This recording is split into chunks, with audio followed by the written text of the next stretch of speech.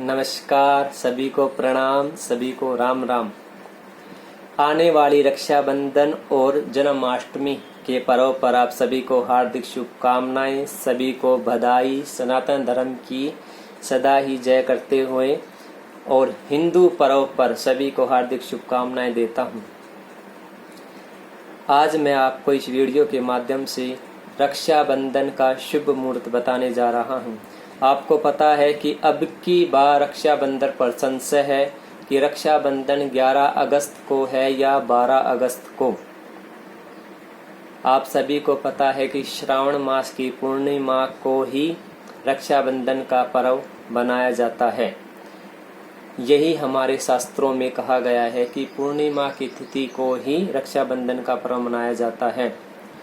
अब की बार पूर्णिमा तिथि 11 अगस्त वीरवार को 10:38 पर शुरू हो रही है।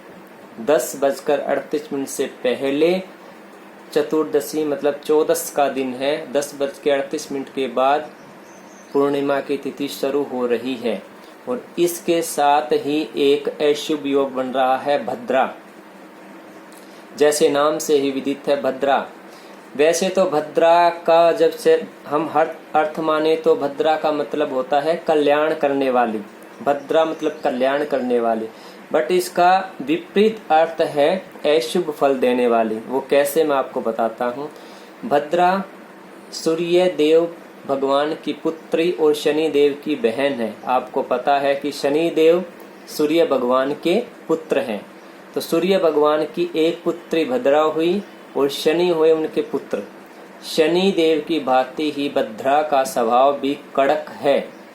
हर शुभ कार्य में विघ्न बाधा करना भद्रा का काम है। भद्रा अलग अलग राशियों के अनुसार अलग अलग तरह का वास करती है। यह कभी पृथ्वी लोक में वास करती है, सर्वलोक मतलब पाताल लोक में वास करती है। अलग अलग राशियों के अकॉर्डिंग यह वास करती है। भद्रा को अशुभ होते हुए भी सिर्व पंचांग में इसीलिए स्थान दिया गया है कि शास्त्रों के अकॉर्डिंग इसीलिए स्थान दिया गया है कि कुछ ना कुछ इस भद्रा का अशुभ और कड़क जो स्वभाव है वो कुछ कम हो जाए या ये अपना अशुभ प्रभाव खत्म कर दे। नहीं तो भद्रा का इतना कड़क और इतना क्रूर स्वभाव है कि ये कहीं भी विघ्न बाधा उत्पन्न कर सकती है। इसीलिए शास्त्रों के हिसाब से भद्रा को हमारे पंचांग में एक स्थान दिया गया है जिसको विष्टिकरण बोलते हैं। विष्टिकरण मतलब है भद्रा का स्थान। पंचांग में इसको विष्टिकरण के नाम से स्थान दिया गया है ताकि इसका कुछ कड़क और रूखा स्वभाव कम हो जाए।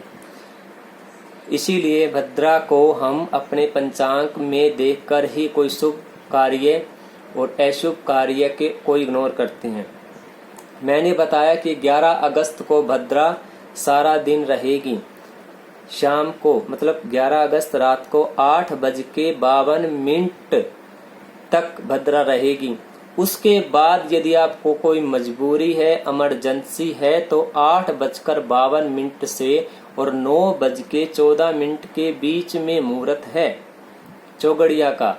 इसमें आप रक्षाबंधन का पर्व मना सकते हैं। परंतु आपको पता है कि हमें ये भी वहम है कि सूर्य अस्त के बाद रक्षाबंधन का त्योहार नहीं बनाते। हालांकि देखो शास्त्रों में इस बात का कोई वर्णन नहीं है, परंतु एक परंपरा है। ये परंपरा है कि हम नहीं बनाते सूर्य अस्त के बाद। तो इसीलिए अब 12 अगस्त की बात बताता हूँ आपको। 12 अगस्त को पूर्णिमा तिथि 7:05 तक रहेगी और सूर्य उदय का जो समय है 12 तारीख मतलब शुक्रवार को 12 अगस्त को वो 5:52 के लगभग रहेगा। आपको पता है, आपने हमेशा सुना होगा, ये मैं भी बता देता हूँ कि सूर्य उदय के समय जो तिथि होती है वो ही तिथि हमारे उस दिन के लिए मान्य होती है। तो 5:52 पर जब पूर्णिमा तिथि का उदय हो रहा है तो हम फिर 12 अगस्त को ही रक्षाबंधन का त्योहार बड़े हर्षोल्लास के साथ मनाए। 7:05 तक तो पूर्णिमा तिथि है। किसको ये वहम है कि मैं पूर्णिमा तिथि को ही रक्षाबंधन का पर्व मनाऊं तो आप फिर सुबह 7:05 से पहले 12 तारीख को रक्षाबंधन का पर्व मनाइए। वैसे कोई संशय नहीं, किसी तरह का कोई भेद नहीं। आप 12 अगस्त को सारा दिन रक्षाबंधन का त्योहार बना सकते हैं। मनाने के पीछे कारण ये है कि भद्रा का इसमें कोई इंटरफेयर नहीं है, क्योंकि 12 तारीख को किसी तरह की भद्रा नहीं है। भद्रा थी तो वो 11 तारीख को थी, 12 तारीख को भद्रा नहीं रहेगी। और शुक्रवार का दिन है, अच्छा दिन है। और 12 अगस्त शुक्रवार, इसमें चौगड़ियाँ देखने की कोई जरूरत नहीं है। वैसे अभिजीत मुहूर्त सभी के लिए मान्य होता है।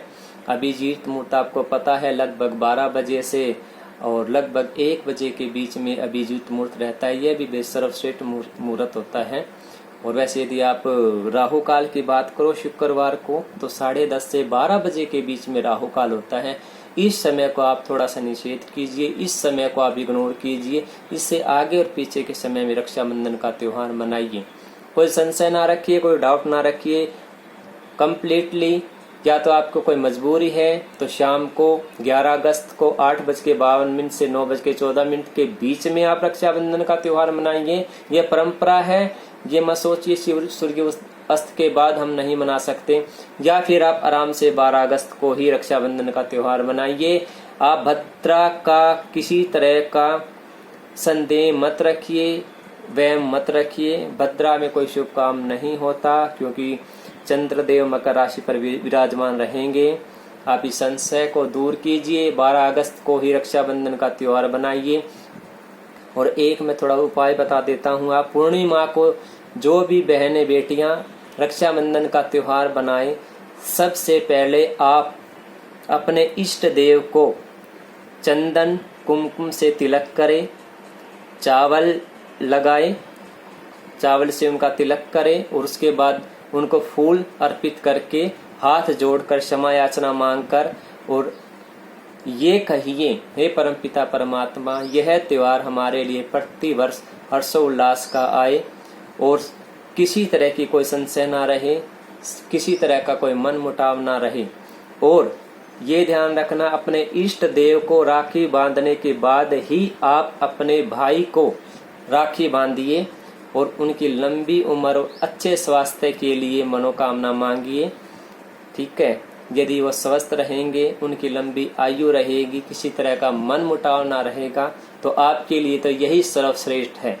इसी मंगल कामना के साथ मैं आपसे विदा लेता हूँ और फिर से इस हिंदू पर्व, महान पर्व जन्माष्टमी श्री कृष्ण जी के जन्मोत्सव पर और रक्षाबंधन के बहनों के बेटियों के इस त्योहार पर मैं सभी को शुभकामनाएं देता हूँ, सभी को प्रणाम करता हूँ और रिक्वेस्ट करता हूँ अब ज़्यादा से ज़्यादा इस चैनल को सब्सक्राइब करें, लाइक करें, शेयर करें, ताकि ज्ञानवर्धक वीडियो का आनंद उठाते रहे। इसी मंगल कामना के साथ सर्वे भवन्तु सुखिनः, सर्वे सन्तु निरामया, सर्वे भद्राणि पश्यन्तु मा कश्चित् दुःख भागवते।